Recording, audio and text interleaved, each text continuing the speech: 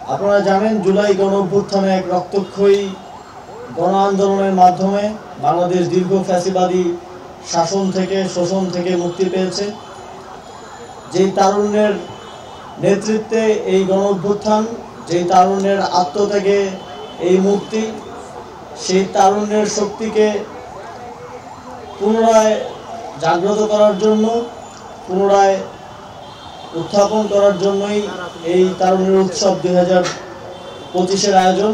1 December থেকে 19 জানুয়ারি পর্যন্ত প্রায় 1.5 মাসের অধিক সময় ধরে সারা দেশে আয়োজিত হচ্ছে তারুণ্যের উৎসব। জুলাই গণঅভ্যুত্থানে এদেশের তরুণ সমাজ জাতিকে, দেশকে একটি নতুন স্বপ্ন দেখানোর যে প্রেক্ষাপট তৈরি করেছে, সেটি সফল করার ক্ষেত্রেও তরুণ সমাজের গুরুত্বপূর্ণ ভূমিকা রাখার সুযোগ আছে।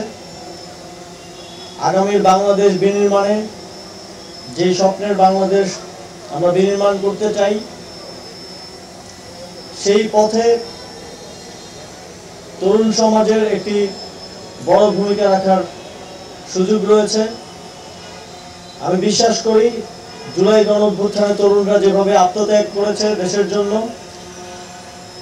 দেশ পুনর্গঠনেও একইভাবে তারা এগিয়ে আসবে, প্রত্যেকটি সেক্টরে নিজেদের যোগ্যতার প্রমাণ দেবে এবং এই আধুনিক বিশ্বের সাথে প্রতিযোগিতায় টিকে থাকার জন্য তারা তাদের সর্বোচ্চ চেষ্টাটা করবে। যেই অঙ্গগুলো বিগত ফ্যাসিবাদী সরকারের আমলে ধ্বংসপ্রাপ্ত হয়েছে, সেগুলোকে পুনর্গঠন করা হবে। আমরা বিশ্বাস করি বাংলাদেশ এই ফ্যাসিবাদী ব্যবস্থার থেকে মুক্তি পাওয়ার পথে অগ্রসর হবে। অন্তর্বর্তীকালীন সরকার সংস্কার এবং বিচারের এই এজেন্ডা বাস্তবায়নে এবং একটি সুষ্ঠু ডেমোক্রেটিক ট্রানজিশন ঘটানোর যেই দায়িত্ব নিয়েছে, সেই দায়িত্বে দেশবাসীর সকলের থেকে আমরা সহযোগিতা প্রত্যাশা করি এবং বাংলাদেশের জনগণ একটি রক্তক্ষয়ী গণঅভ্যুত্থানের পরেও ধৈর্য সহকারে যেই প্রজ্ঞার পরিচয় দিয়েছে, কোনো প্রকার বড় ধরনের রক্তপাত হয়নি। দেশের জনগণের ল অ্যান্ড জাস্টিসের প্রতি যেই শ্রদ্ধা